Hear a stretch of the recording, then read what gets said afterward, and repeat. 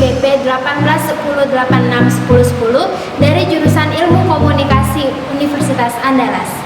Lobby dan negosiasi adalah praktek komunikasi yang lekat dengan kehidupan kita sehari-hari.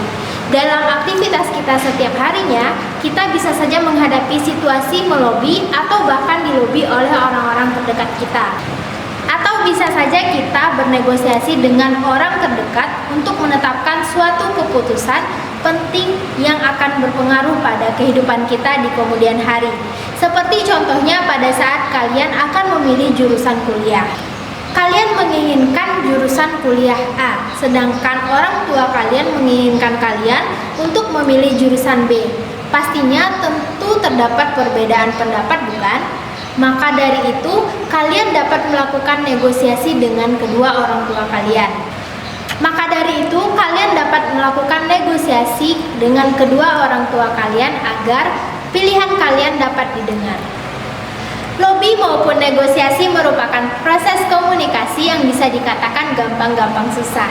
Jika kalian paham langkah dan tindakan apa yang akan kalian ambil, lobby maupun negosiasi bisa berjalan dengan lancar.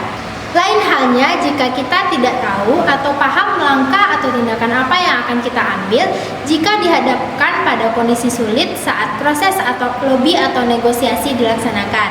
Untuk mengatasi hal-hal yang tidak diinginkan dalam lobby dan negosiasi, dan agar proses lobby dan negosiasi berjalan lancar, berikut ada beberapa tips untuk kalian dalam melaksanakan lobby dan negosiasi.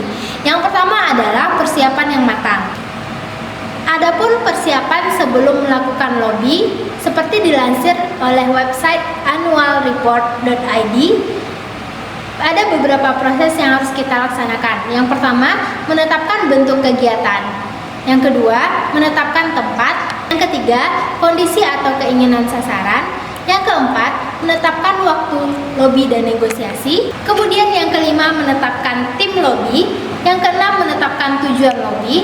Yang ketujuh, menetapkan anggaran, di mana dalam tujuan dan sasaran akhir lobby terdapat siapa yang akan kita undang, lokasi yang kita gunakan, dan tempat lobby yang akan kita pakai, jumlah undangan, dan pilihan menu yang akan kita sajikan kepada pihak yang akan kita undang. Tentunya ini akan memakan beberapa biaya untuk melengkapi proses lobby dan negosiasi kita.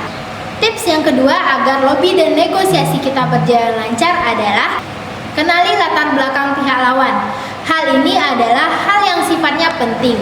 Latar belakang yang harus dikenali adalah latar belakang kebudayaan, kepribadian lawan, dan sebagainya. Hal tersebut dilakukan agar kita dapat mengetahui bagaimana pesan dan cara penyampaiannya agar pesan kita dapat diterima oleh pihak lawan.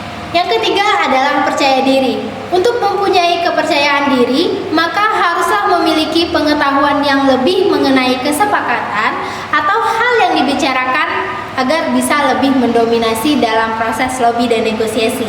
Yang keempat adalah menawarkan kesepakatan yang menarik untuk menarik atensi dari lawan negosiator dan menjaga peluang mendapatkan kesepakatan yang kita inginkan. Maka poin-poin yang ditawarkan juga akan mendatangkan keuntungan bagi pihak lawan. Dengan begitu, kesepakatan akan lebih mudah dicapai dengan nantinya akan menghasilkan win-win solution. Tips selanjutnya adalah keharmonisan.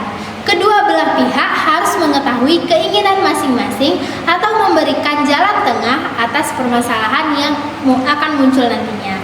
Selanjutnya, penyampaian pesan non-verbal. Bahasa tubuh digunakan untuk mendukung bahasa verbal yang disampaikan. Hal ini akan menjadikan indikasi mengenai gaya dalam negosiasi.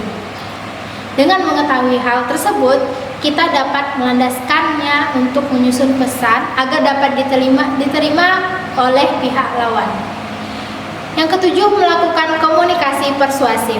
Dalam negosiasi, kita melakukan pendekatan kepada pihak negosiator atau pihak lawan dengan menawarkan berbagai hal dan juga mempengaruhi kebijakan atau kesepakatan yang akan kita ambil di kemudian hari.